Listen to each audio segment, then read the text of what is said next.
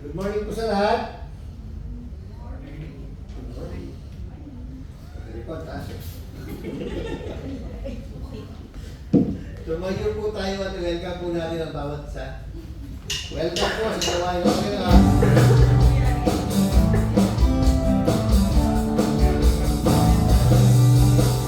Welcome to the family. We're glad that you have come to share your life with us. As we grow in love and may we always be to you. As God would have us be, a family always with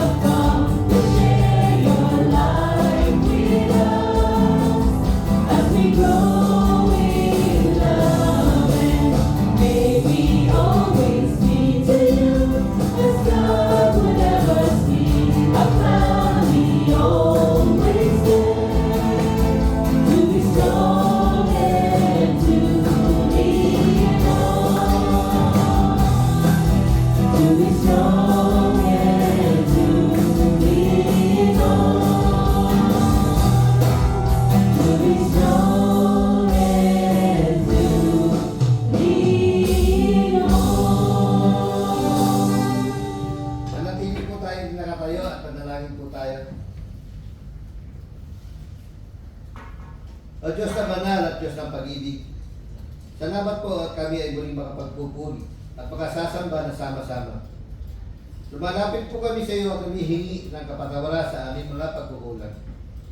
Tayo po ay tahimik na manalangin.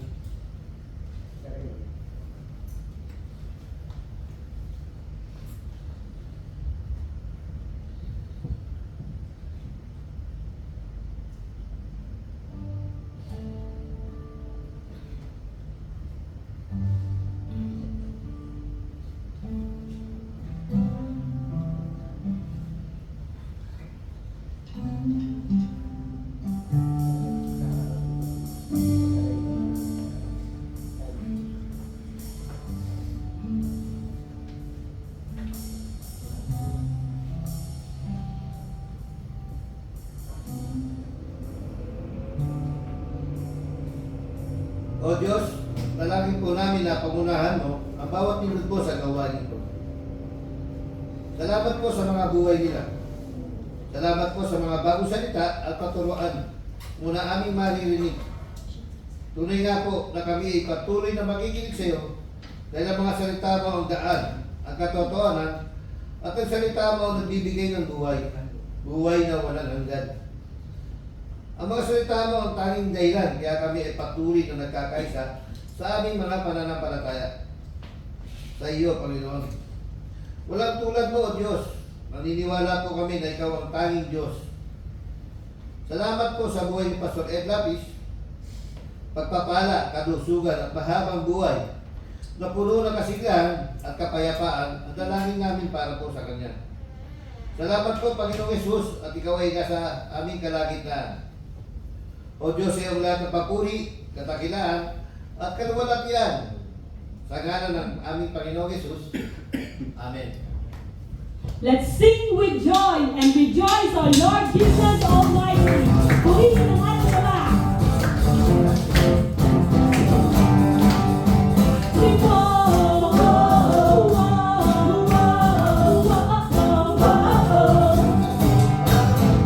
It journeyed all around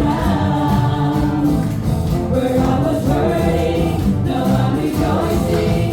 In your love I'm found, I have joy. Oh, you took away my pain.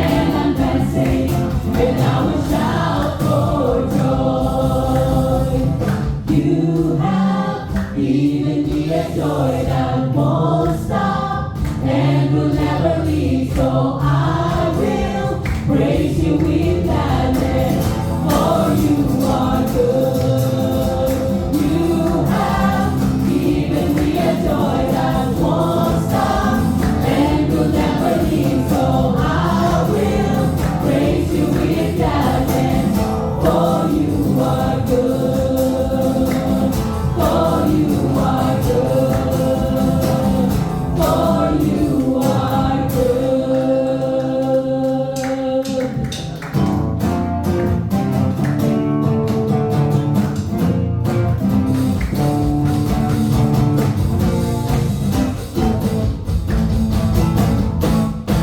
May galak, may saya, may tuwa sa piling ng Diyos. Sapagkat hirap ng puso ay nalalaho.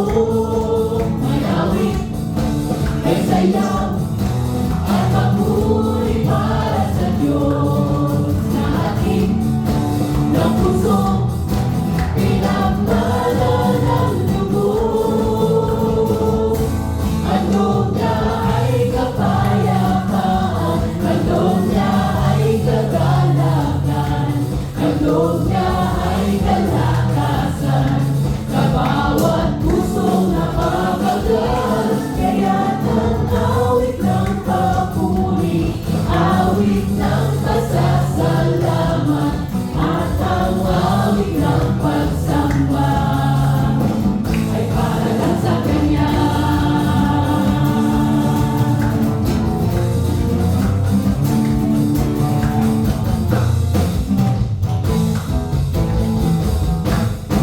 May galak, may saya, may tuwa sa piling ng Diyos. Sapagkat hirap ng puso ay nalalaho. May awit, may sayaw, at papuri para sa Diyos. Na atin ng puso, pinagpala ng lubos. Handog niya ay kapayapaan, handog niya ay kagalakan, handog niya ay kalakasan, sa bawat pusong napapagal. Kaya't ang awit ng papuri, awit ng pasasalamat, at ang awit ng pagsamba ay para lang sa Kanya. Handog niya ay kapayapaan, handog niya ay kagalakan, handog niya ay kalakasan, sa bawat pusong napapagal. Kaya't ang awit ng papuri, awit ng pasasalamat, at ang awit ng pagsamba ay para lang sa Kanya. Ay para lang sa Kanya. Ay para lang sa Kanya.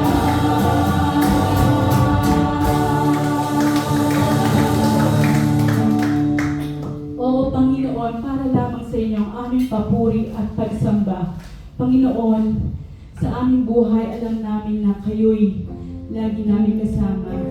May hirap man, may pinagdadaanan man, alam namin na ito'y may kasayahan pa rin. Kasi kayo ang naggagabay sa aming buhay. Panginoon, maraming salamat po. At kayo ang aming gabay. Kayo ang pag-ibig sa aming buhay. Nagbibigay ng kapayapaan sa aming Panginoon. Maraming salamat sa inyong buhay na inalay. Amen.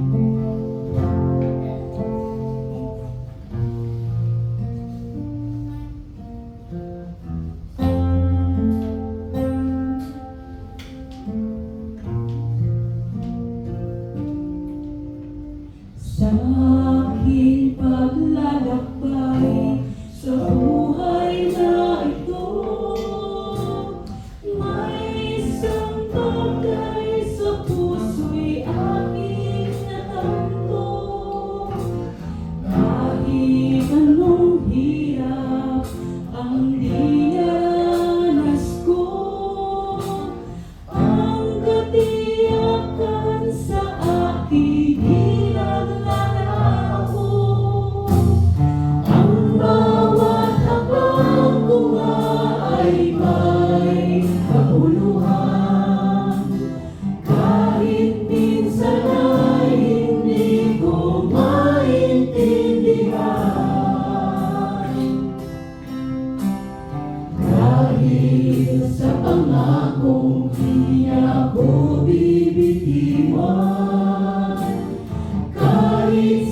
pagsubok mayroong din nangalakan.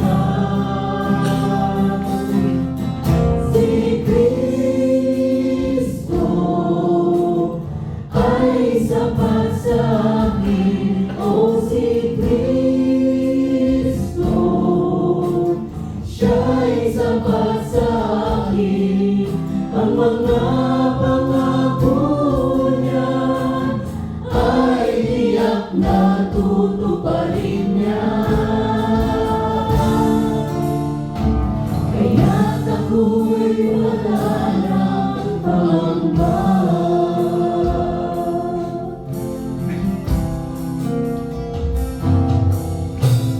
Ang daan tungo sa buhay na walang hanggan, tulad ng paglalakbay sa karagatan, pag-ihip ng hangin at buhos ng ulan. Ang pananampalataya'y dapat tibayan. Ang Diyos na tapat sa atin ang siyang nangako, na hindi niya pababayaan tayo. Ang pangangailangan ay pupunan niya ng gusto, at ang ugal na ligaya'y aapaw lalo. Si Kristo ay sapat sa akin, o si Kristo siya'y sapat sa akin. Ang mga pangako niya ay tiyak na tutuparin niya. Kaya't ako'y wala ng pangamba.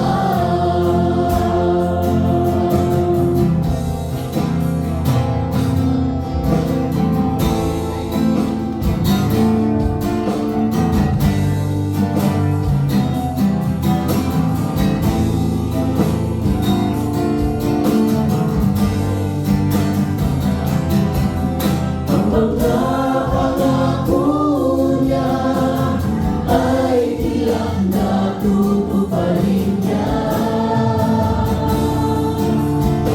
Kaya't ako'y wala ng pangamba.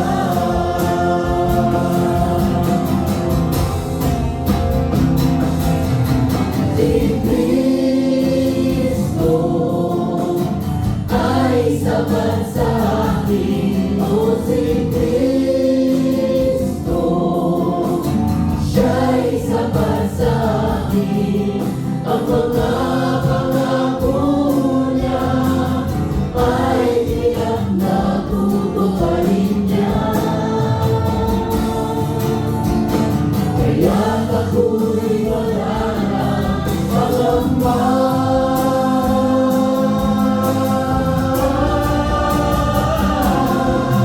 Si Kristo ay sapat sa akin, o si Kristo siya'y sapat sa akin. Ang mga pangako niya ay tiyak na tutuparin niya. Kaya't ako'y wala ng pangamba. Kaya't ako'y wala ng pangamba. Kaya't ako'y wala ng pangamba.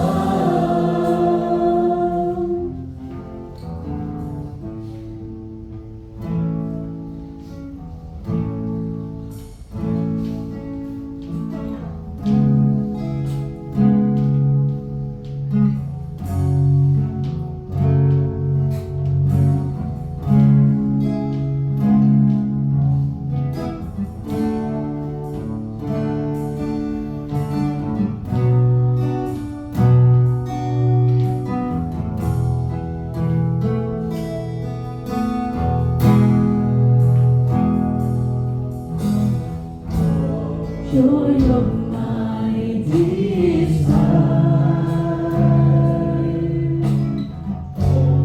all consuming fire, Lord of glory, Rose of Sharon, rare and sweet.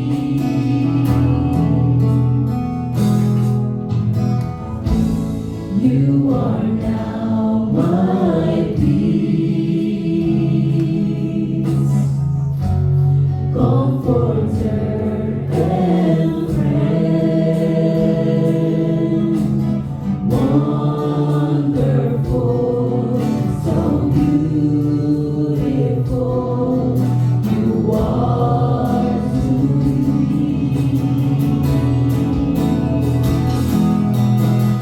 I worship you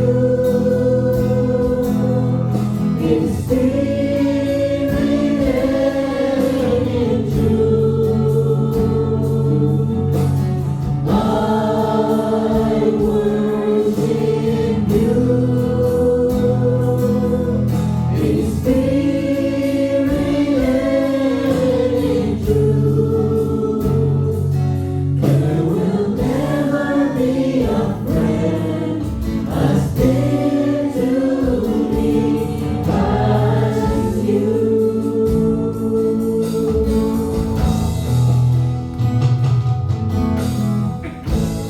Joy of my desire,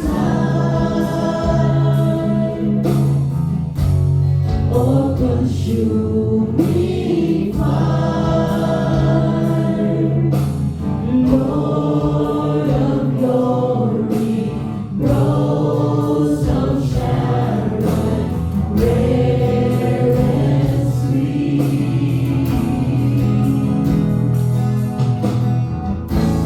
You are now my peace, comforter and friend, wonderful, so beautiful, you are to me.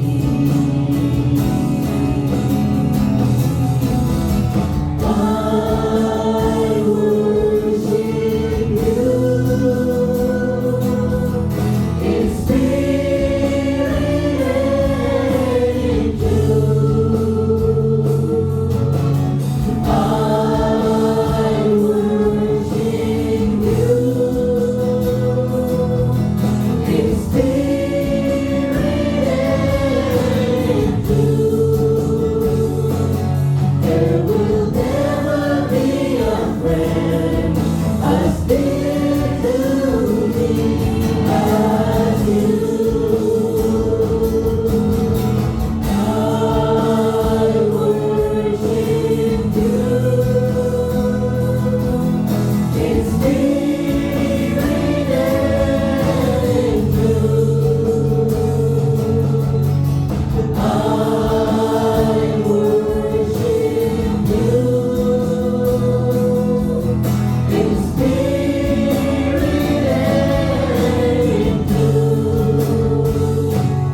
There will never be a friend as dear to me. There will never be a friend as dear to me. There will never be a friend as dear to me as you.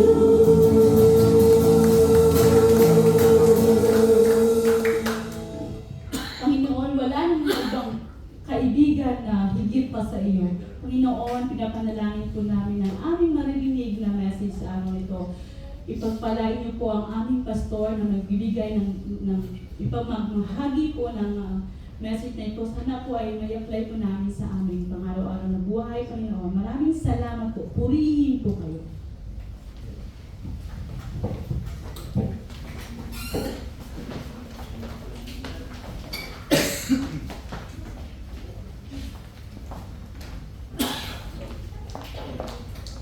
John 6:66. Because of what Jesus said, many of his disciples turned their backs on him and stopped following him. Dahil sa sinabi ni Jesus, marami sa kanyang mga tagasunod at alagad ang tumalikod sa kanya at tumigil na sa pakikinig sa kanya. When the teaching is hard. Panginoon, salamat po dahil kayo Diyos na mabait at Diyos na nagpapaliwanag. Turuan niyo po kami kung paano haharap sa mga bagay na hindi namin maunawa agad, mga bagay na lampas sa aming pangkaraniwang kakayanan umunawa. Kayo po ang mangusap, turuan niyo po kami na lalo kami makasunod sa iyong anak na si Jesus. Kami po'y patuloy niyong pakalinisin, basbasan, at iyong kaliwanagan. Dinadalangin namin ang lahat ng ito sa ngalan ng iyong anak na si Jesus. What do you do when the teaching is hard? After Jesus fed the crowds, and they were very satisfied and happy with what they ate, this followed. John 6:25-26. They found him on the west side of the lake and asked, Rabbi, when did you get here? Jesus answered, I tell you for certain that you are not looking for me because you saw the miracles, but because you ate all the food you wanted. So the people followed, not for the miracles, not for heavenly things, but for the food they wanted, for earthly, worldly things, like the delicious food that Jesus gave them miraculously. John 6:27, Jesus continues, don't work for food that spoils. Work for food that gives eternal life. The Son of Man will give you this food because God the Father has given him the right to do so. So Jesus was telling them, huwag kayo magpaka-cheap. Taasan ninyo ang inyong taste. Don't seek what you like to get. Don't seek easy food, temporary physical satisfaction. Sandali lang yan, sandali lang kayo masisyahan. Seek what I like to give you, don't seek what you like to get from me. Because what I want to give you is eternal. It is of high value. It is life. Seek what is eternal, what gives spiritual satisfaction. Now, eternal life will be spiritual, mental, and emotional freedom as well. Kung nakikita natin yung salitang eternal life, kung natin laging isipin na sa kabilang buhay. Because eternity is timeless. It doesn't have to be limited to that next period after death. Eternity has always been, is, and will be. So eternal life doesn't always mean life after death. Although it means that.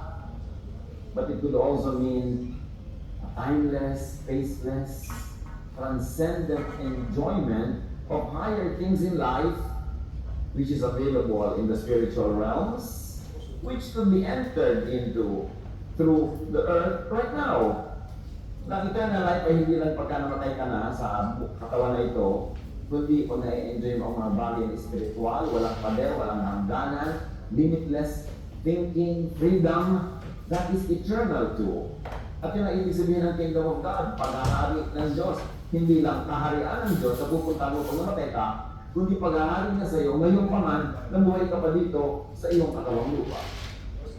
So Jesus was saying, ang hinahanap niyo pang sikmura lang, mas mataas ang gusto ko ibigay sa inyo, pang utak. Kasi makakalaya kayo through your thoughts, through your thinking, not through your desires, not through your stomach. Your stomach will tie you down to earth, but your mind, once enlightened, will bring you to eternal spaces, to the heavenly realms, to eternity.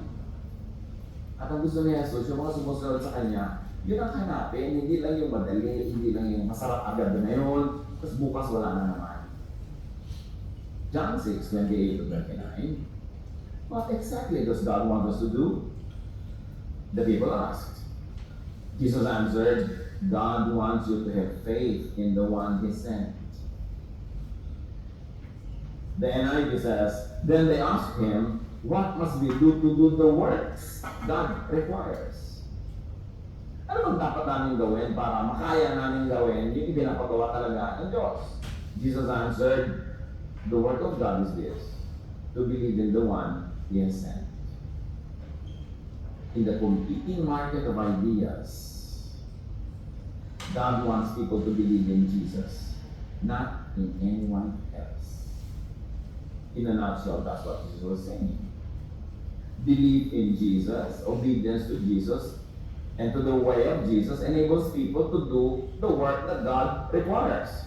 Para magawa mo ang pinagagawa sa iyo ng Diyos, dapat makilala mo muna si Jesus, maniwala ka sa Kanya, to the point na sumusunod ka sa Kanya. At ano ba talaga ang gusto ipagawa sa iyo ng Diyos? Sinabi na ni Jesus yun, love God and love others. Yan ang gusto ng Diyos na gawin mo. Kung ang dali-dali naman nun, no. Liban na lang. Manalig ka kay Jesus ng totoo at sumunod ka sa Kanyang pamamaraan, hindi ka pwede maging maibigin. Hindi mo mamamahal ang Diyos at ang kapwa tulad ng pamamahal sa iyong sarili. So, ganoon, kaya ang gusto na naman, makilala mo, tanggapin mo, paniwalaan at sundin si Jesus. Because only through the way of Jesus can you do the work that God wants you to do, which is to love Him and to love your fellow man as you love yourself. Yun ang tunay na misyon ng buhay. Huwag tayong bumara sa maraming maliliit na mga detalye. Hindi tuloy tayo nakakawala para pumunta doon sa mas malaki at mas bakilang mga bakay. Simple lang ang gusto ng Diyos na kanyang mga anak ay magpahalan. Na unahing mahalin ng Diyos sa pagkapaminahal mo ang Diyos, magiging katulad ka ng Diyos, maibigin sa kapwa. Pero sa pamamagitan ng napakaraming mga religious laws and requirements, nawawala pa ngayong pagmamahal eh. Ang umiiral pa nga, pag-aaway-aaway, pagpapagalingan, pag-kompetensya, which is not the will of God for people. So it is the way of Jesus that will work. John 6:30-31, they replied, "What miracle will you work so that we can have faith in you? What will you do?" For example, when our ancestors were in the desert, they were given manna to eat. It happened, just as the scriptures say, God gave them bread from heaven to eat. So ibinalik lang nila sa tinapay ang usapan. Kasi hinahapon-hapon na sila ni Jesus dahil nasarapan sila sa tinapay. Sabi ni Jesus, alam niyo, huwag hanapin yung tinapay na yan na pagsikmura. Ang hanapin niyo yung pagkain ng isip, pagkain ng kaluluwa ng espiritu. Dahil doon kayo makakaranas ng eternity, ng eternal life, ng freedom. Sabi nila, kaya na namang yung malakang mo, para maniwala kami sa sinasabi mo, na kailangan, maniwala kami sa sumunod sa iyo para mabuka namin na ipinapagawa ng Ama. Paano papatunayan para kami maniwala? Alam mo, panahon ni Moses, nagpaulan ng Diyos ng tinapay, Himalayon, ikaw ang nagagawin mong himala. Ipinalik nila sa tinapay ng usapan. The people were not listening to learn. They were listening to be able to answer back. At marami sa ating mga kapatid ganyan, pagka nagtatalo-talo, pagka nag-aaway, lalo debate, hindi ka naman nakikinig para matuto eh. Nakikinig ka kung paano ka makakasingit at makakasagot ulit. At paano mo dadaig yung nagsasalita ngayon. Ganun ang ginawa nila. Dati dinig na yung words ni Jesus pero hindi nila iniintindi, kaya hindi tumatalab. John 6:32-33, Jesus told them, "I tell you for certain that Moses wasn't the one who gave you bread from heaven. My Father is the one who gives you the true bread from heaven. And the bread that God gives is the one who came down from heaven to give life to the world." Suddenly, inungkat na ni Jesus si Moses. Ang daming pag-ungkat ni Jesus kay Moses kasi ang pinaniniwalaan ng mga tao noon, si Moses. Kay Moses sila makakakita ng kaligtasan, kay Moses sila makakapasok sa kaharian ng Diyos, pagsunod sa mga kautusan ni Moses, at mga kautusan ng iba, na sinabi na rin nila, utos pa rin ni Moses. So pag sinabi mo Moses, hindi lang siya, kundi lahat ng traditions that are ascribed to him, although added by others after Moses. Sabi niya, hindi naman talaga si Moses ang nagbigay sa inyo ng tinapay. Ang Ama sa langit ang nagbigay sa inyo. Pagamat yung dumaan na yun, yung panahon ni Moses sa tinapay, pang tiyan lang. Ngayon, ibibigay ng Ama ang tinapay na pang-espiritu, pang-puso, pang-isip. Ako yun. So, huwag ninyo ipagpilitan si Moses kasi meron akong itinuturo sa inyo na magpapalaya sa inyo sa mga pagkakakulong nyo, sa mga tradisyon ni Moses. God, not Moses, was the giver of that bread, sabi ni Jesus. it was a big challenge to traditional beliefs because all of Israel was hinged on, founded on Moses. And these were the words of Jesus. We are not anti-Moses. We only read and preach what Jesus says about Moses and the law. Kumisan kasi lagi natin sasabi, si Moses, si Moses, si Moses. Pakakalain ng iba, we are anti-Moses. No, we are just reading what Jesus said. And we are preaching what Jesus preached. The bread, or Moses, was not the true bread from heaven as the Israelites believed. And Jesus goes on to say, I, Jesus, am the true bread from heaven that gives eternal life. What Moses gave you was just bread for one day. Bukas gutom na uli kayo. Ako, yung living water. Pag ininom ninyo ako, hindi na kayo mauuhaw kahit kailan. Tulad ng babae umiigib sa balon, ang hinahanap niya, tubig na pag ininom mo, isang araw ka lang na-satisfied, bukas kuha ka na naman ulit. At sinabi din niya sa babae, kung kilala mo lang ng kausap mo, hihingin mo yung living water, hindi mo na kailangan maghanap pa ng iba. At sabi ng babae, Sir, give me that living water. John 6:34-42, the people said, Lord, give us this bread and don't ever stop. Tulad ng babaeng give that water, Jesus replied, I am the bread that gives life. No one who comes to me will ever be hungry. Of course, by now, malinaw na hindi physical bread ang tinutukoy ni Jesus. Hindi physical hunger, kundi hunger for spiritual life. Hunger for love and the power to be able to love. That's what the people were really hungry about. At si Jesus ay yun ang tinutukoy. Sabi ka, hindi bread na pang mesa ang pinag-uusapan natin. Bread na pang espiritu. At ako yun. Kung talaga lang maiintindihan mo ako, magagagap mo aking katuruan at susundin mo aking pamamaraan, you will be filled. Your spiritual life will really be vibrant and alive. You will have the power to love, to be loved, and to teach other people how to love. And Jesus goes on, no one who has faith in me will ever be thirsty. I have told you already that you have seen me and still do not have faith in me. My Father wants everyone who sees the Son to have faith in him and to have eternal life. So to have faith in the Son leads to and is equivalent to having eternal life. Life that is eternal, meaning not only in terms of time, but also in terms of space, of breadth and depth, latitude. Life that is full.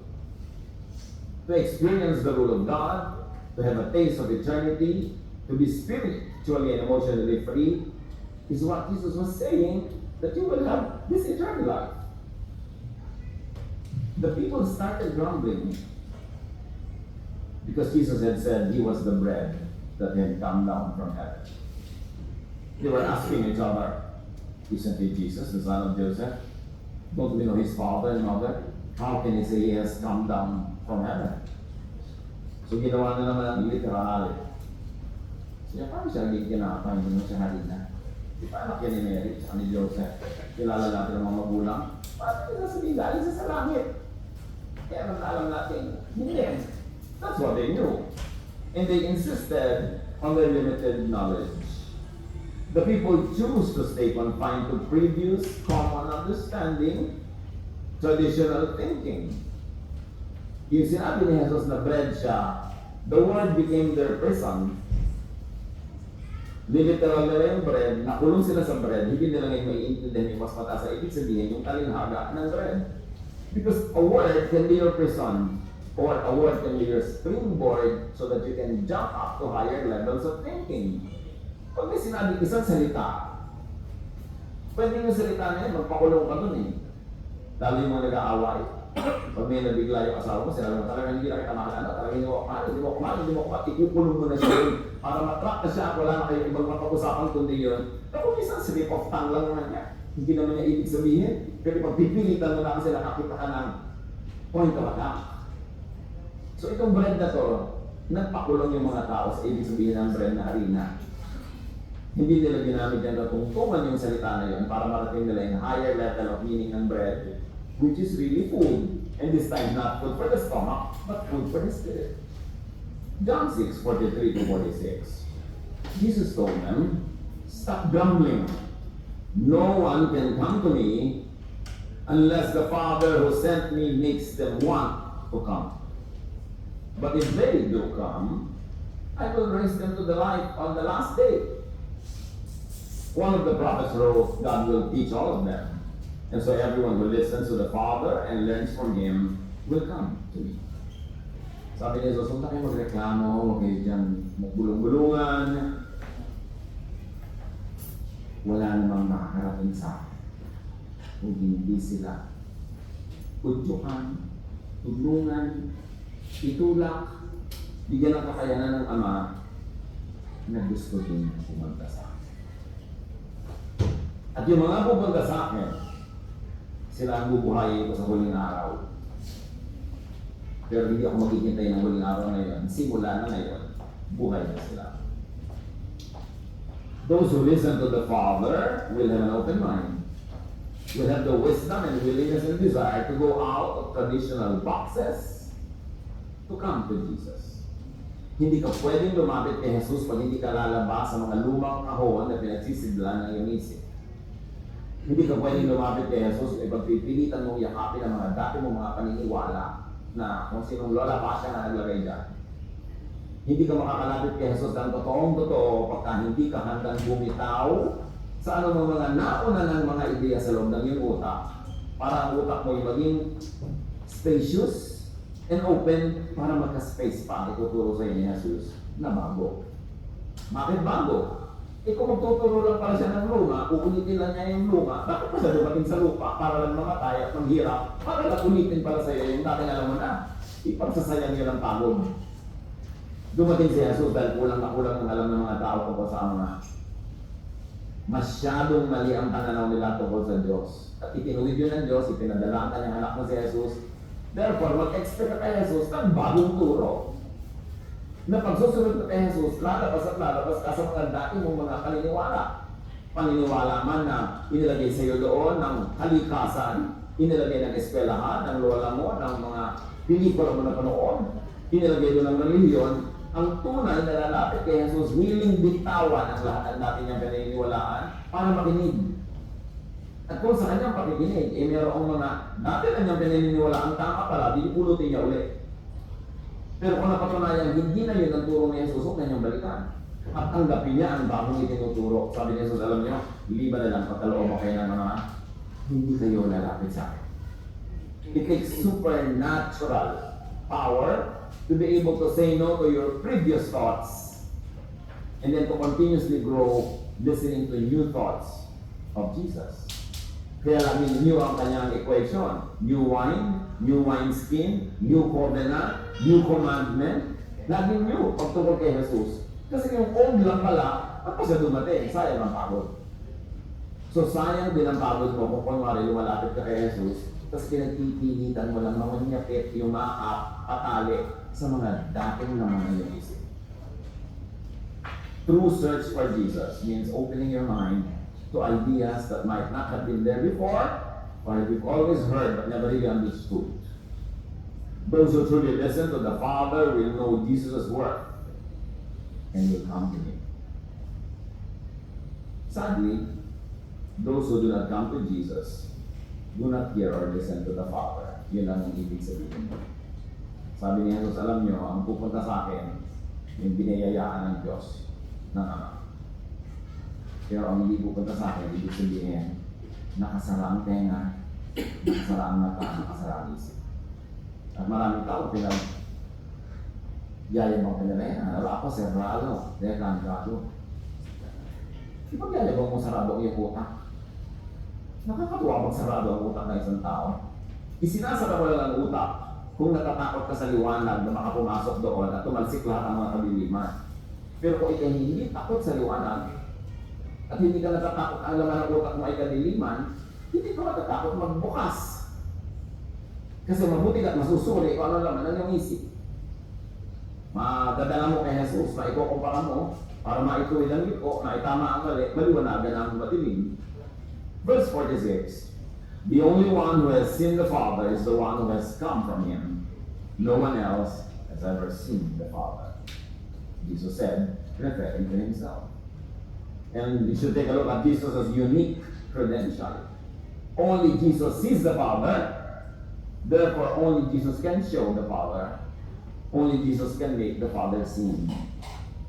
Siya ang kaisa-isang nakatunay na nakakita sa Ama. Siya lang ang pwedeng magpakita sa atin sa Ama kasi siya lang nakakita. Siya lang ang pwedeng magdala sa atin sa Ama kasi siya lang ang kaisa-isang nakalapit sa Ama. John 6:47-48. I tell you for certain that everyone who has faith in me has eternal life. Again, the extension of the meaning, not only life after death, is real, full, high-value life. Hindi yung buhay ka nga pero hindi naman high-value, wala ka kwenta-kwenta yung buhay. Lagi ka lang malungkot, lagi ka lang takot, lagi kang yung mga pangamba, lagi kang guilty. Ano klaseng buhay yung low quality? Kasi sinasabi ni Jesus, alam nyo, kung nanalig kayo sa akin, high-value ang buhay mo. Ito paano ko yung matakot ko tungkol sa mga imperfection. Kung nananalig ka sa akin, hindi naniniwala ka na talagang nalilinis ko lahat ang kulang mo, ang kasalanan mo. Eh, di sasaya ka. Kahit alam mo ganyan ka lang, pero alam mo pinupuno ka ng aking pag-ibig, ng aking sakripisyo para sa'yo. Eh, di sasaya ka. Eh, paano ka naman kung mamamahal yung kapwa ko na mali-mali, ang dami lang yung kasalanan. Eh, di sila rin mamamahal mo dahil makikita mo sila man ay hinugasan ko, sila man ay pinuno ko, sila man ay pinatawad ng Diyos dahil sa akin. Kaya ka lang sasaya. Pag naiintindihan mo kung anong ginagawa ko, pag hindi mo inanawa yan at nagtuon ka lang kay Moses, lahat guilty, then lahat kayo malungkot, lahat kayo takot. Kaya lang mo maiintindihan yan para ka sumaya. Sabi ni Jesus, I am the bread that gives life. I am like food. I give nourishment, I give energy, I give life. John 6:49-51. Jesus continues. Your ancestors ate manna in the desert and later they died. So you see, kaya pinakain sa kanila ni Moses, namatay din naman sila. Mabuti, para sa pangsandaling pangangailangan, pero hindi eternal. But the bread from heaven has come down, referring to him, so that no one who eats it will ever die. I am the bread from heaven. Everyone who eats it will live forever. My flesh is the life-giving bread that I give to the people of this world. So sabi ni Lord, ako yung flesh. Yung flesh ko, bread. And of course, bread means food. But what Jesus meant was not food for the stomach, but food for the mind. Food for thought. Food for the spirit. Therefore, that flesh is really none other than teaching.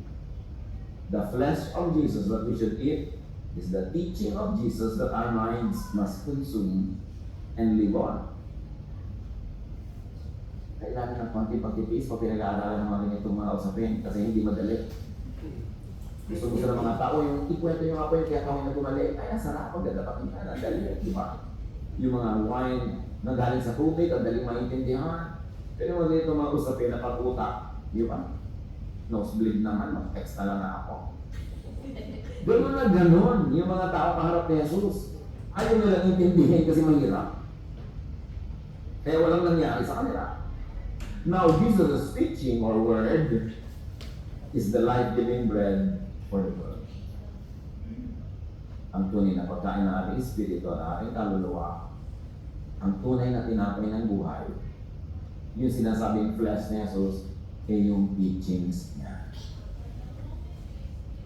The teachings of the ancestors of the Jews received in the past was not life-giving as represented by the bread, the manna in the desert. The teachings of the ancestors of the Jews received in the past did not and could not give high value eternal life.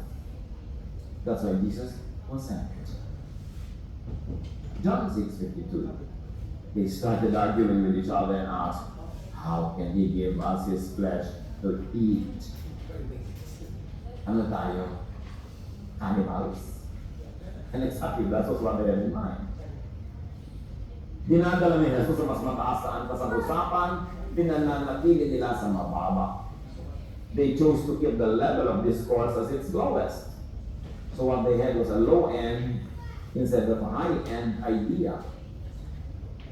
ginagawa ni Jesus yung tinapay na talinghaga para tuntungan nila makaabot ng mas matataas na ideya, ginawa nilang literal, kaya lalo silang natali sa lupa, hindi sila nakaakyat.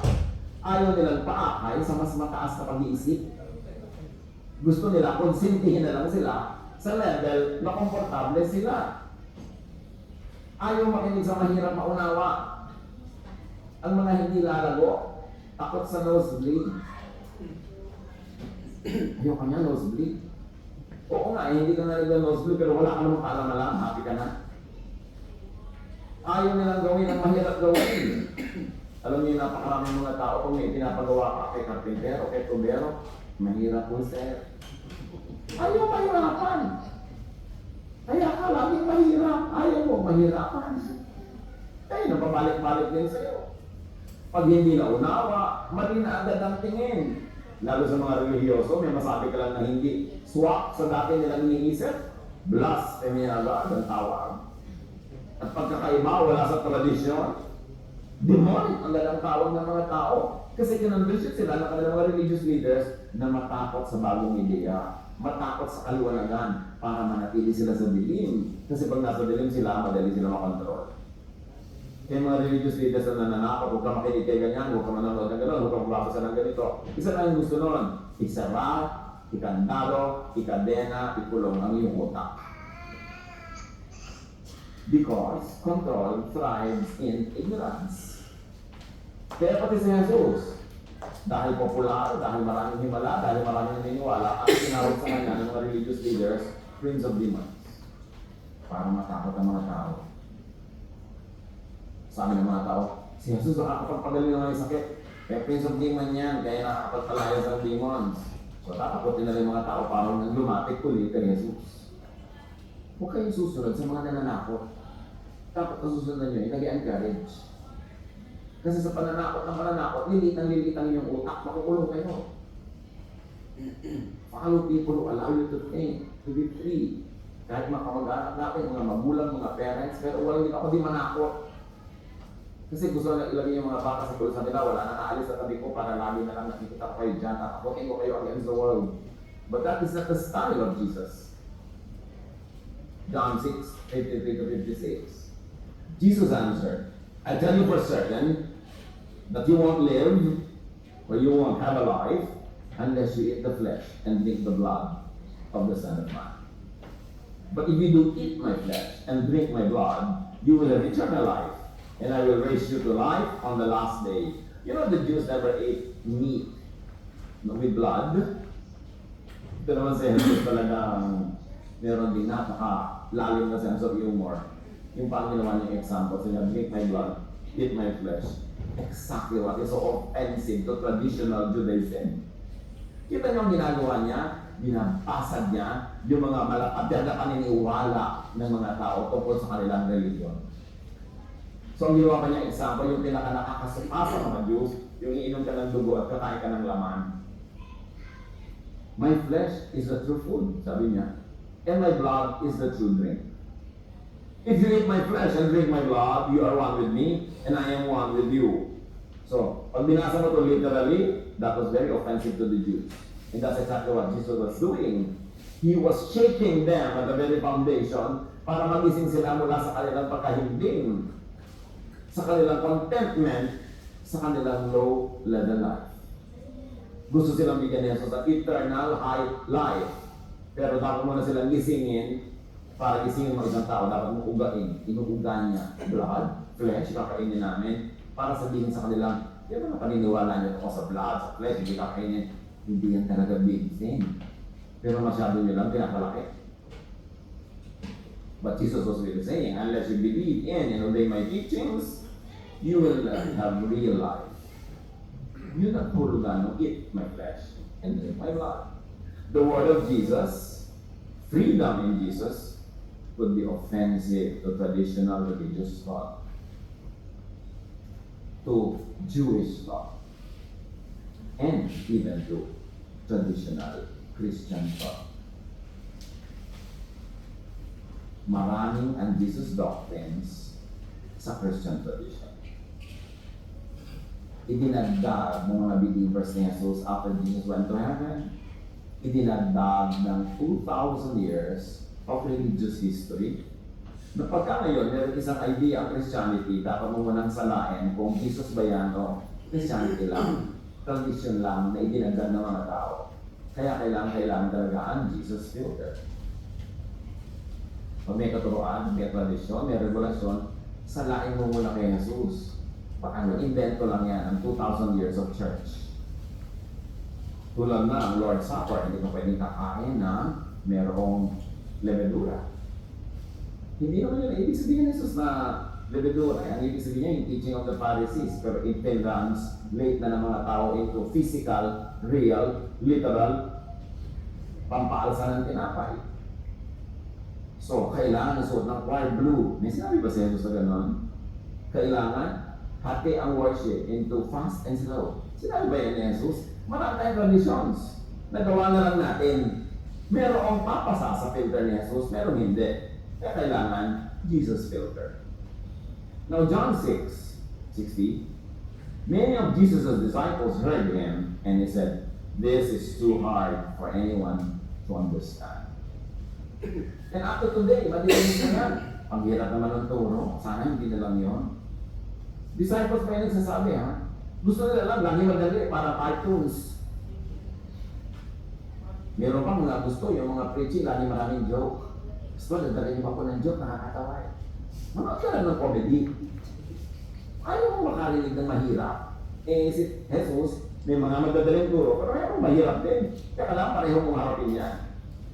So ano ang mapapala nila sa dati na at kayang-kaya maunawa ang katuruan? That is that life. That is oppression, hunger and thirst for eternal life. Si Jesus na nga nagtuturo, pumapalag pa sila. Kung ganyan ang tao, si Jesus ay nagtuturo, ayaw pa nila pakinggan dahil mahirap. Kanino pa kaya sila makikinig? Anong malalapin na kanilang spiritual growth? John 6:61-64, Jesus knew that his disciples were grumbling. So he asked, "Does this bother you? What if you should see the Son of Man go up to heaven where he came from?" Sinasabi ko lang na ako ang tinapay, ako ang inumin ninyo. Hirap na hirap na kayo. Eh, paano ko nakita nyo kung umakyat sa langit? Tulad ng nangyari, doon ako nang galing. Yung kaya makakaya nyo. Paano pa yung ibang mas kakaiba? Yung mas mahirap maunawa? Kung yan lang, babara na kayo, di na kayo tutuloy. Verse 63, the Spirit is the one who gives life. Human strength can do nothing. The words that I have spoken to you are from that life-giving Spirit. But some of you refuse to have faith in me. Jesus said this because from the beginning he knew who would have faith in him. He also knew which one would betray him. So may mga betrayal. Pero kasi mga madidisillusion kay Jesus. Ang hinahanap nila isang Messiah, tagapagligtas sa political, kasi hindi naman pala yun si Jesus. Hinahanap nila yung Savior na maglilid ng revolution against Rome, hindi naman pala yung nagagawin ni Jesus. So maraming kamalikod. Sabi niya, maraming matataksil kasi nadidisappoint kayo na hindi yung gusto niyong puntahan ang pagdadalan ko sa inyo. Pero merong patuloy na mananalig. Although merong babaligtad dahil hindi nila inunawa ang kakaibang turo. Akala nung iba, pagka sumunod ka kay Jesus, peace lahat. No. Sabi niya Jesus sa Matthew 10:34-36, do not think that I have come to bring peace to the earth. I did not come to bring peace. I came to bring trouble. I have come to make this happen. A son will turn against his father, a daughter will turn against her mother, a daughter-in-law will turn against her mother-in-law. Even members of your own family will be your enemies. What Jesus was saying was hindi niya pag-aaway-awayan ng mga tao, kundi dahil sa kanyang katuruan na sobrang iba sa nakasanayan ng marami, pati ang mga magkakamag-anak, magkakahiwa-hiwalay ng pananalig, magkakahiwa-hiwalay ng pinupuntahan dahil magkakaiba sila na magiging reaksyon sa turo ni Jesus. Jesus and Jesusness divides through Jesus believers from others. Hindi niya sadya, hindi niya gusto mag-away-away mga tao, pero it will follow that there are those who will never listen to him, and they will quarrel with those who listen to him, and because of that, they will separate ways. John 6:65. Then Jesus said, "You cannot come to me unless the Father makes you want to come. That is why I have told these things to all of you." So the Father wills, chooses, and compels. It takes the Father to make people understand Jesus. It's a supernatural thing to understand the difficult teachings of Jesus. Ang hindi makaunawa, hindi nagiging supernatural, nananatili lang na natural, earthly. Hanggang doon lang. Tutuloy ang yung spiritual growth o babara, depende kung paano ka mag-isip. John 6:66, because of what Jesus said, many of his disciples turned their backs on him and stopped following him. Sabi na nga, nandun na, hindi pa tumuloy. Disciple na, umatras pa, nahirapan lang mag-isip, tumalikod.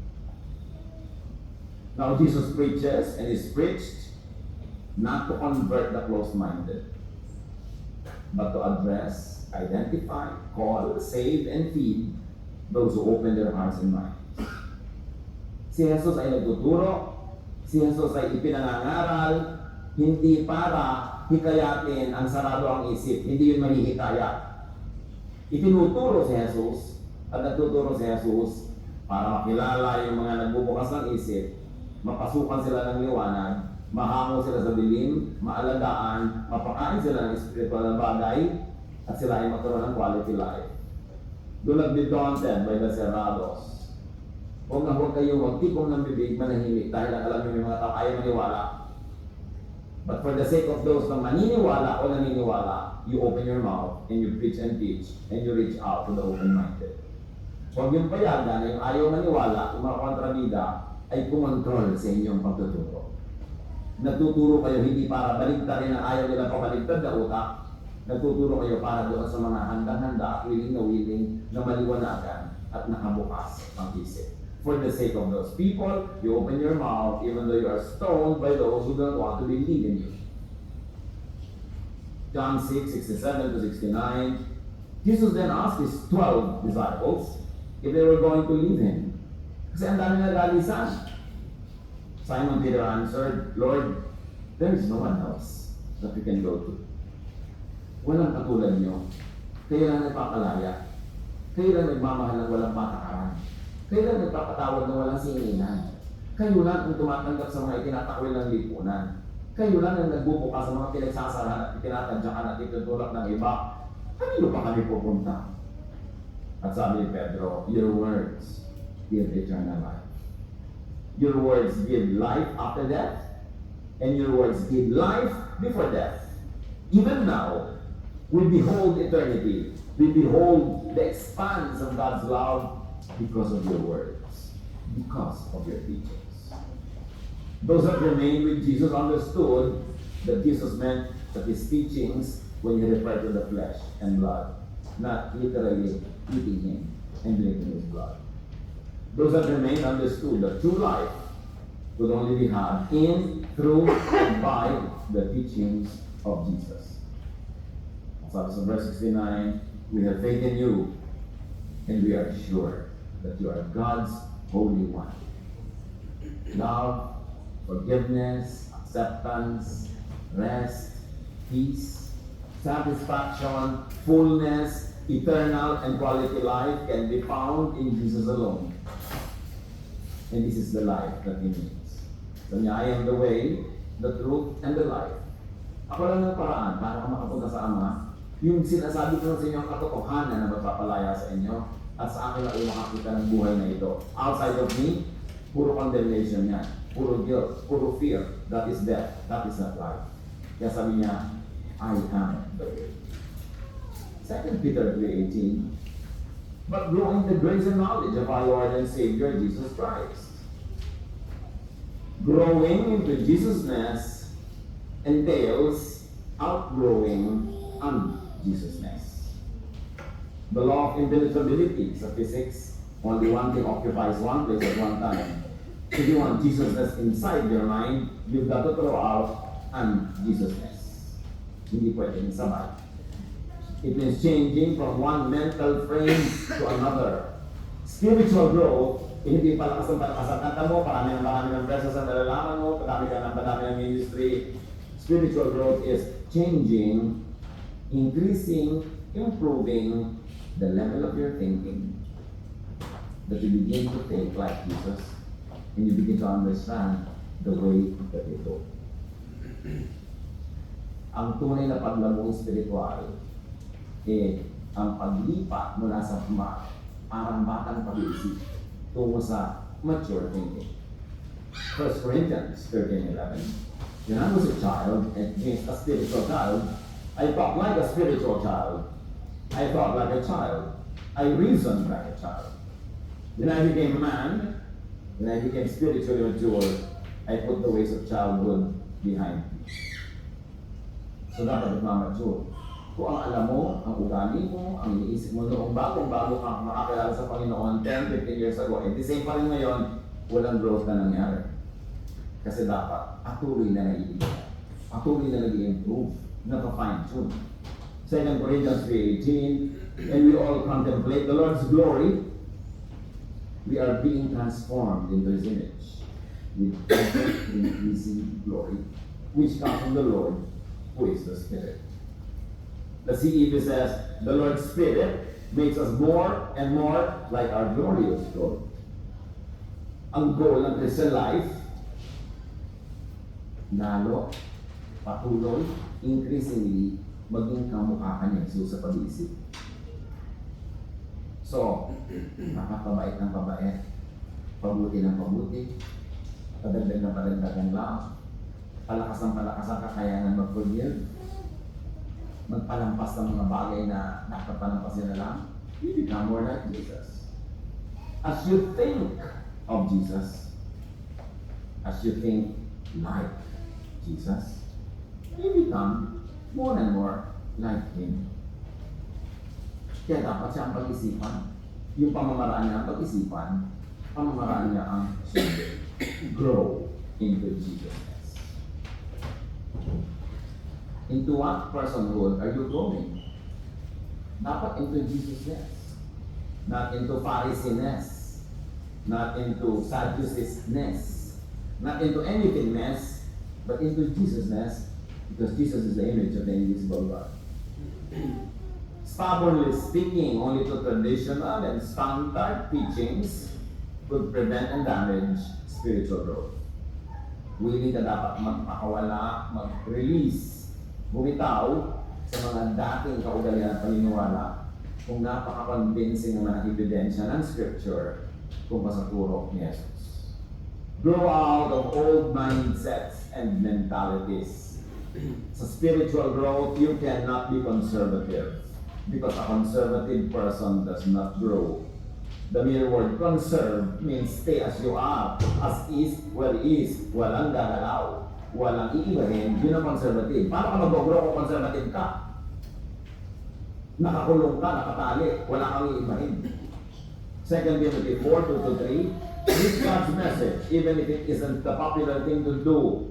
You must correct people and point out their sins. Na pag sinabing sins, akala lang ng iba sa traditional thinking, adultery, robbery, telling lies, all those sins yon. Pero ang mas malalim na ibig sabihin ng sin dito is the sin against the Holy Spirit. The sin against Jesus, which means unbelief in and rejection of Jesus-ness. Yun ang malaking sin. When you reject the thoughts of Jesus, the teachings of Jesus, to the point that you never leave the other teachings because of your loyalty to those teachings, that is sin. Huwag natin i-confine yung sin sa mga sexual immorality ko. Sin yan. Sa mga kung anong dati na, hindi ko rin natin napapansin yung mas malalang sin. Rejecting Jesus. Rejecting the idea, the teaching, the method of Jesus. The time is coming when people won't listen to good teaching. Instead, they look for teachers who will please them by telling them only what they are itching to hear. So, alam niya, darating ng panahon, ang mga tao, hindi na sila maghahanap ng magandang katuroan. Ang hahanapin na nila yung katuroang gusto nila marinig, yung katuroang nakasanayan na nila, na hindi sila mag-disturb, walang iibahin. So yun lang ang gusto nila. Pero sabi na Timothy, you must work hard to tell the good news. And what is that good news? The good news of God's love and grace. Not the bad news of legalism and condemnation. Sabi, and to do your job well. That is what we should focus on. Romans 12:2. Don't be like the people of this world, but let God change the way you think. Kasi tayong utang ang pinag-uusapan dito. Let God change the way you think about God and true godliness. Then you will know how to do everything that is good and pleasing to Him. And what's good and pleasing to God? The loving way, the Jesus way. So grow into Jesusness. Do not be afraid to think. Huwag kayo matakot. Nakakatakot mag-isip, baka maging blasphemy. Hindi ka mapagalitan ng Diyos pag mag-isip ka kasi kaya natin ka ng utak eh. So do not be afraid of those who think. Only those who like to control you will make you afraid of thoughts, of thinking. Do not refuse challenging thought if it makes you grow into Jesusness. Okay na challenge sa mga thoughts. Kung ang bunga, nagiging kamukha ka ni Jesus. So ano ba ang talag sa'yo? Nang yung pinag-aaralan, nang yung pinapakinggan, sinusundan, nang talaba sa isip, sa asal, sa ugali. Kung matakot, kung napapabuti ka, pabait ka ng pabait, pabuti ka ng buti, nagiging more and more loving ka, ano nakakatakot nun? Eh, ganun si Jesus. 1 Corinthians 2:9, but it is just as the scriptures say. What God has done for people who love Him is more than eyes have seen or ears have heard. It has never even entered our minds. Bakit yung sinasabi dito? Alam niyo kung anong hinanda para sa inyo ng Diyos? Ni minsan, wala pang nakakita, nakarinig, ni hindi sumagi sa inyong isipan. So, ibig sabihin, huwag tayong palimit doon sa dati na natin nakita, narinig at alam. Kasi ang talagang binigay at hinanda para sa atin ng Diyos, higit-higit at lampas-lampas doon. Eh pero kung magpapakulong ka sa dati mo na lang alam, sa dati mo narinig, sa dati mo naiintindihan, lalo hindi ka makakarating doon sa napakaraming malalawak, magaganda at matataas na bagay na inihanda ng Diyos para sa iyo. Pero wala ka pang idea up to now. That's why you have to open your mind. Grow into Jesusness. Do not be limited by tradition in your thinking and belief, by what is easy, visible, audible, and imaginable. Do not be limited by what you have already understood and what you can easily understand. Open your mind to more learning, to more teaching, and do not be afraid to change your mind. When convinced with evidence that tells you that Jesus wants you to think this way and to do it this way. John 6:66.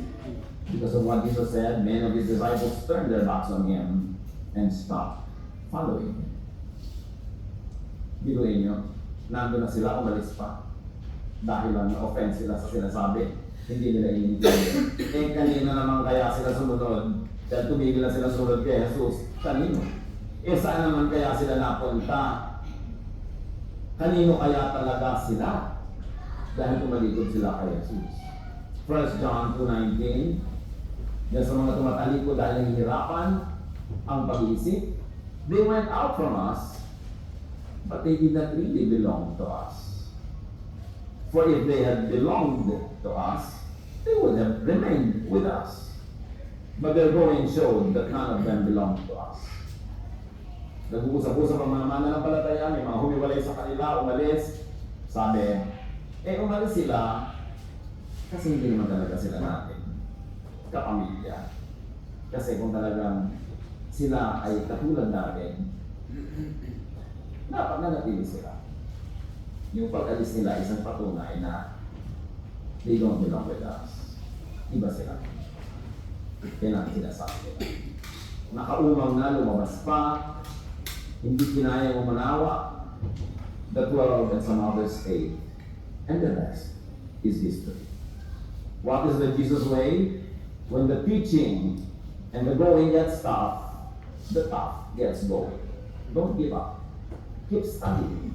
Keep learning. Be willing to change your mind when you are facing evidence From the very mouths of Jesus. Kung mula sa katuruan ni Jesus, sa buhay niya, sa halimbawa niya, nakakita tayo ng mga direksyon na dapat tayo may baguhin sa ating pag-iisip, sa ating ugali, sa ating pamamaraan, sa ating paniniwala. Do so. Because we must let God change our mind so that we can prove and we can approve of what God wants to give to us. Alam hihirapan kayo na sundin sa turo ni Jesus? Ano ang sinisira sa ating loob na pagpatuloy sa pagsunod sa Kanya? Sino ang mga umaagaw ng ating loyalty mula kay Jesus? Kaugalian ba? Tradisyon ba? Sino? Ano? Panginoon, turuan niyo po kami. Naisuko ang aming isip, ang aming puso sa inyong anak na si Jesus. At sa aming nababasa, nagiginig, pinag-aaralan ng mga salita niya, maging handa kami, Panginoon, na tumanggap ng pagtutuwid, pagliliwanag, at pagbabago. Pagkulay-gulayan natin ang mga salitang ito, at hanapan ng application sa ating personal na buhay. Be with the Lord in silent prayer.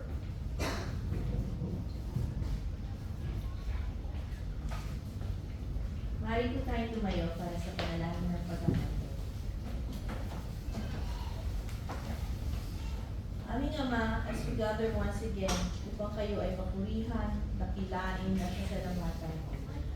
Ang inyong presensya ang aming kasama nitong nakaraang linggo at tunay lang makakasama pa namin ang inyong banal na Espiritu sa mga araw pang darating. You have continuously blessed us, protected us, forgave us, and showered us with your unending love and grace. We thank you for every day, every joy, every victory, and every loving encounter. Maaaring meron kaming mga pinagdaanan nitong mga nakaraang araw, mga moments na hindi namin lubos na maunawaan, mga takbo sa buhay na hindi naayon sa aming plano. Remind us, O God, that you are God, at tanging pinanghahawakan namin ang inyong pangako na ang hangad niyo sa aming buhay ay kapayapaan, kasaganahan, pagmamahal sa kapwa, at higit sa lahat, pagmamahal sa inyo. Kayo po ang aming Ama na may magandang plans para sa aming lahat, so we can live life to the full. Salamat po sa katuroang aming napakinggan.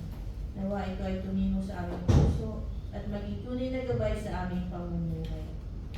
Salamat, Panginoon, sa buhay na bigay mo sa bawat isa. Higit sa aming pastor, church leaders at workers. Salamat sa aming mga trabaho, sa patuloy na pagpapala na bigay niyo sa amin, kagaya ng finances, health, at well-being. Salamat din po sa patuloy na pag-bless sa aming mahal na Pilipinas, sa pag-protect niyo sa Kanya at sa bigay ng magandang opportunities upang umunlad pa po ito. Aming dasal, na nawa, Panginoon, bigyan niyo po ng magandang klima at hangin ng Pilipinas. Ibalik niyo po ang sigla ng isip at pangangatawan ng bawat Pilipino. Ngayon din po ang aming dasal sa UAE, patuloy na i-bless niyo po itong bansang ito pumupukpok sa amin. Lord, as we come before you with our tithes and offerings, nawa po na ang mga ito at ang laman ng aming puso ay magbigay ng kagalakan sa inyo. Ang aming dasal sa ngalan ng aming Panginoon na nagpapakligtas. Kristo Jesus. Amen. Sa ipamimigay, kayo ay manuhod sa inyong pangalan. Kami nag-aandog, kayo ang may kapal, lumikha ng lahat.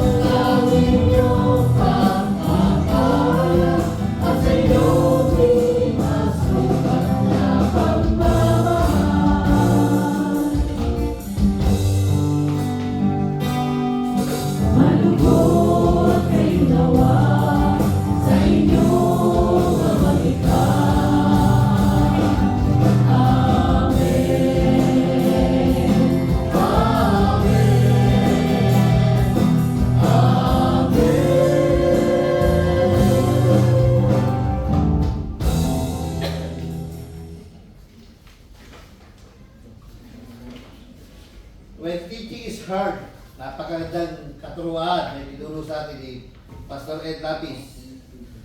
Patuloy po tayo magkinig at pag-aaral na salita ng ating Panginoong Jesus. Nagkita-kita po tayo muli sa Wednesday ng gabi, 8 p.m. to 10 p.m. po sa ating online Jesus Study. Kaya lang ating narinig na mensahe ang pagkikinig sa mga salita ng Diyos sa Panginoong Jesus, ang daan sa paglago sa ating pananampalataya at ang tanging daan natin tungo sa buhay na walang hanggan. Muli pong paanyaya na ating pong suportahan ang day-by-day cares. Ano man po makayanan ng cash ay pwede po nyo ipaabot kay Kuya Bal o kay Ate Ke. Sa susunod pong Sabado, May 25, wala po tayong face-to-face. Online po tayo, via Zoom lang po tayo. Tayo po ang IMI gagamitin po sa exam ng mga estudyante. Lumabog po tayo sa ating closing prayer. Special number po. Special number po muna.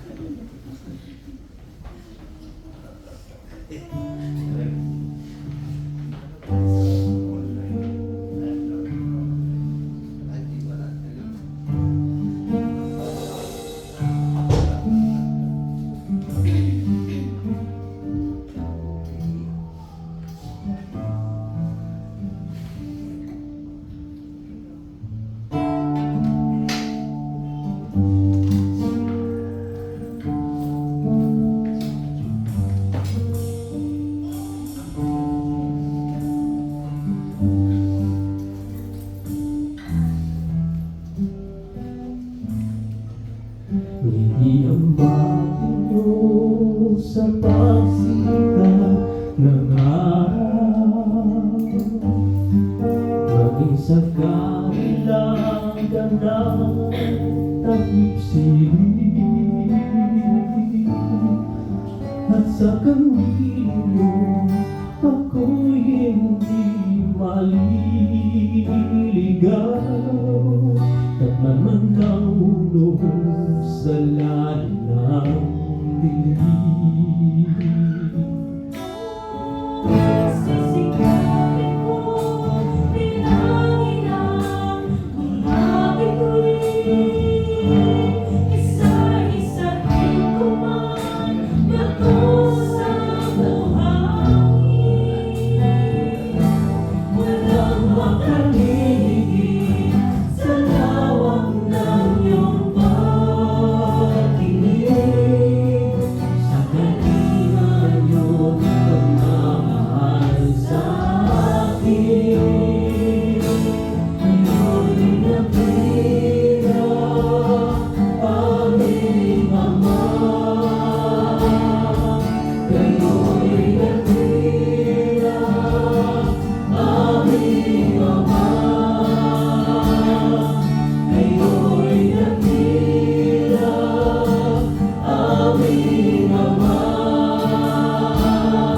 Ngayon nakita aming Ama. Ang tanging nais ko'y purihin sa magdamag, at makasama ka maging sa ihatin. Ako'y nagdadala sa kaligtasan niyong habang, at paglabi ko hindi ang iyong akin. Ngayon nakita aming Ama. Ngayon nakita aming Ama. Ngayon nakita aming Ama. Ngayon nakita aming Ama. Hindi ang iyong bakit sa bawat sandali.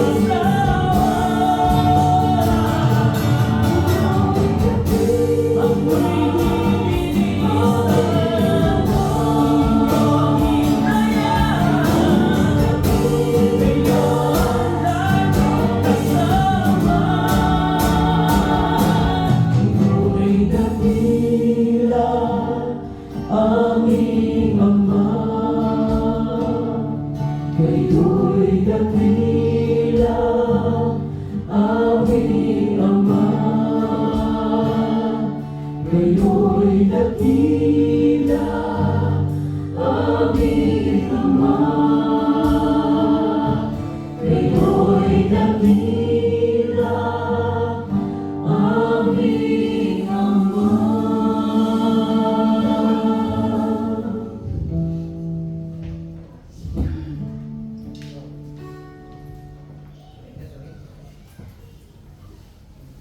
Napakadakila po ng ating Diyos Ama. Napakasigla po ng ating panambahan. Purihin ng Diyos. Salamat sa ating worship team at sa ating technical team. At sa mga kasama po natin online via Zoom, maraming salamat po sa inyong pagdalo. At yung first time po na nakasama natin dito sa Pulwagan, inaanyayahan nga po namin kayong tumayo at kayo po ay aming makilala.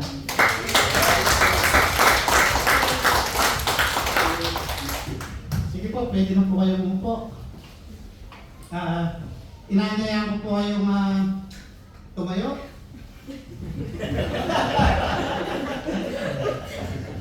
Tuloy po natin na magpasalamat at magpuri sa Diyos sa pamamagitan ng panalangin. Ama namin Diyos, aming Ama, kataas-taasan, salamat sa pagpapala ng aming pagtitipon-tipon ngayong araw na ito. Salamat po sa bagong liwanag na ipinunlagin niyo sa amin. Ito po ay gagabay at magbibigay pa ng lalong higit na liwanag sa bawat isa sa amin. Marami pong salamat sa aming Pastor Ed Labis. Salamat po sa paggamit niyo sa kanya na maging daluyan ng inyong kaliwanagan ng mga aral ng inyong pagmamahal. Dalangin po namin sa aming Pastor Ed na palakasin pa po niyo siya lagi. Bigyan niyo po siya ng maraming inspirasyon at liwanag at ang lahat ng ito ay dumaloy sa bawat isa sa amin. Pinanghahawakan po namin ang inyong kaloob na buhay na walang hanggan na aming inaasam sa araw na darating. Kayo ang tunay na tinapay ng buhay na laging bumubusog sa amin sa araw-araw. At sa ating pansamantalang paghiwa-hiwalay mga kapatid, declare the fullness of God's blessings. Lord, palaguin mo po ang aming faith by changing and increasing the level of thinking unto Jesus' Ang lahat ng ito ay sumasa atin sa pangalan ng Panginoong Hesus. Siya naman.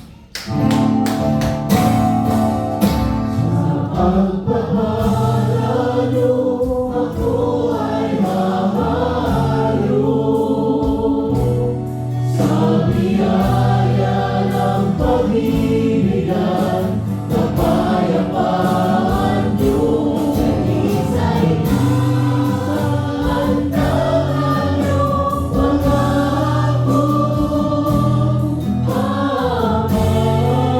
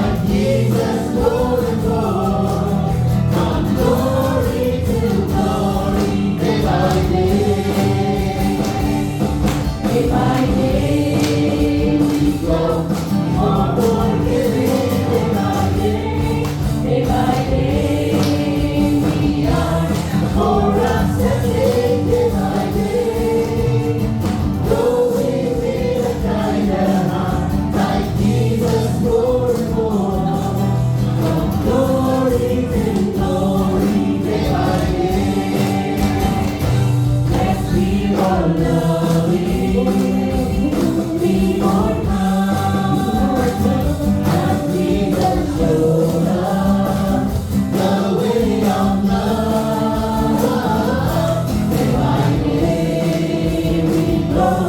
More forgiving day by day, day by day. We are more understanding day by day.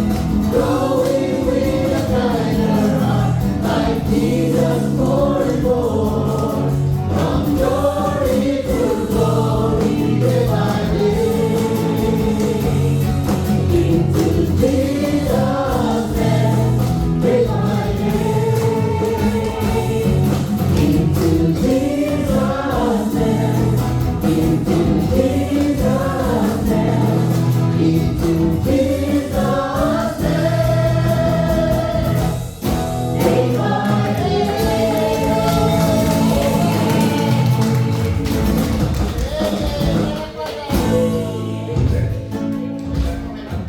Babalik ko yung sige. Saan ba? Kumati ka, oh. Kumati ka.